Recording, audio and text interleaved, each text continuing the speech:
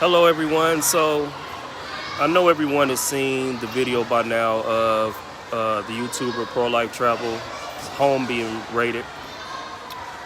I had made a video about his problems maybe a week before the raid. I can't remember. Anyway, so my wife was watching TikTok and this girl was speaking about her interactions with him and saying the things he did, and there were other girls in the comments and they were like, okay, we're gonna get together, we're gonna go to the police. And so she told me about it because I couldn't understand. It was in Tagalog. And she was like, why don't you do a video about it? So I did a video about it. My video was more or less about, I spoke about the charge. I showed some of the videos of him just randomly touching women, because that's one thing I can say I've seen and I know I've witnessed firsthand is him just touching women, which is highly disrespectful. And then I spoke about what the women accused him about, right? And then I just went on to talk about how, basically, I just spoke about how women in the Philippines need to be cautious when dealing with men coming into the country. And the reason I say that is because a lot of times, they may favor certain men and they don't know if these men have issues or not. That's what the video basically was about. But it was a little bit more technical because I broke down why these women, have been led to really like fetishizing like these men.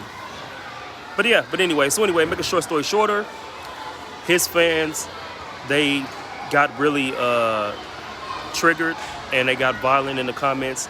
So especially it was two guys. One guy, he's some type of car guy or whatever. He wasn't the first one. Some bop something. I don't know, cars or some guy. He's in Manila. I think he said he's black. I don't know. He looks like he could be black and Filipino or something. I don't know. But anyway, there was one guy, a white guy from the South, and the white guy they both were just making comments, right? You have no proof, this, that, and the third. And like I explained to him, I said, look, first off, I never accused this guy of anything. I said, yeah, he has done some creepy things. I personally seen him touch women without consent, just go up and touch women. I said, but mainly my video wasn't even about this. You know what I mean? I spoke that these women are accusing him of blah, blah, blah, right?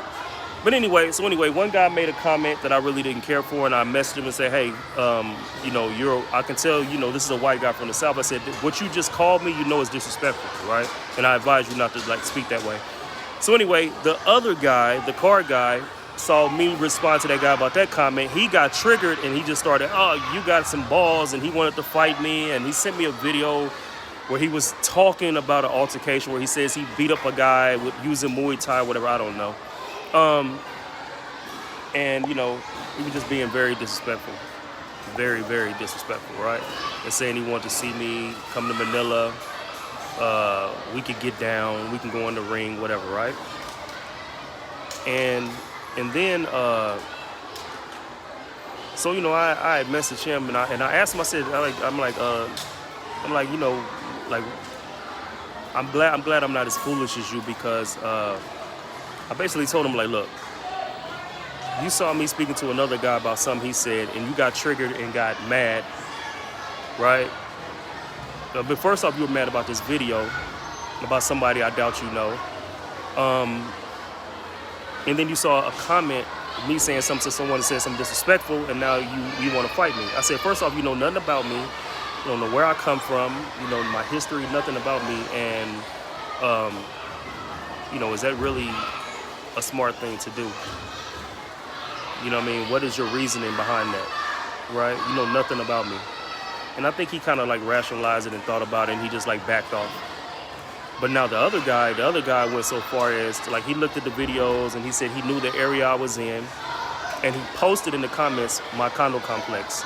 Then he went so far as to say, take care of your family. So that's a threat, right?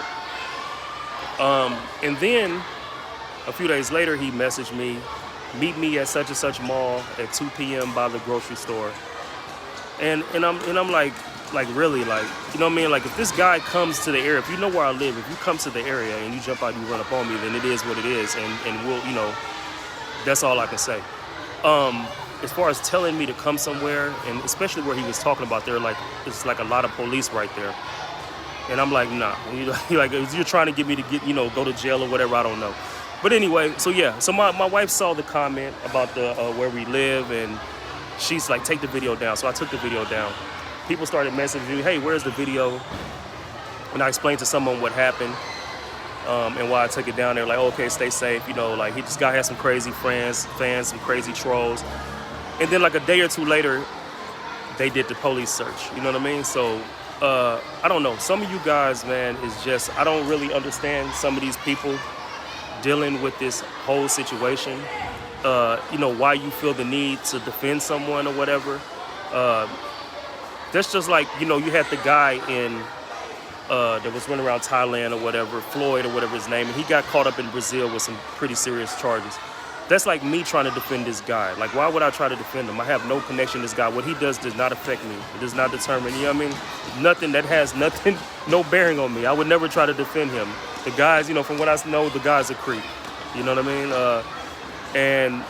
But some people really take it too far, doing things like that. But my whole point of the video, like I said, my whole point was there is a lot of content online about watch out for this type of Filipina. She may steal money. She may scam you. She may be married, whatever. But nobody speaks about the expats. And a lot of these guys are creeps. That's the whole point of what the video was about. And that's still, I think, something that no one's talking about. Like, as far as, all of us have to be conscious and have to be aware to respect other people's cultures, because there are ways of disrespecting people's cultures, even aside from what pro-life traveler was doing or is accused of, right? And I had to learn that. I had to really consciously learn that because, for instance, I think I kind of realized it when somebody spoke about Jamaicans, when they spoke about like, they call it the patois, whatever it's called that Jamaicans usually speak. They call it broken English, and people are like, it's not broken English. It's another language for them. It's another form of language.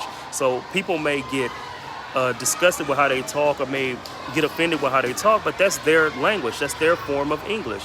And the same thing, I mean, I had to catch myself when I first began meeting Filipinos, because they would say things differently. I'd be like, that's not how you say this, right? And I had to consciously catch myself. I mean, I still have to do that because my wife may say some things, like she may say comfortable a different way, you know what I mean? Or they have different slang words for different things, but it's their form of English.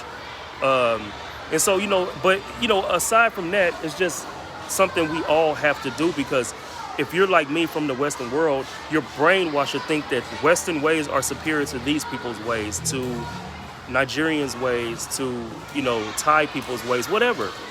It just is what it is. I mean, it's crazy as it sounds, but it's really true. And some people don't have any respect for other people's cultures. And that's how I felt when I saw Pro-Life Traveler's videos, when I saw him just touching women. Because in my mind, I saw like, man, if my wife was in a store and this guy goes up and just touches her, I'm going to have a problem with that.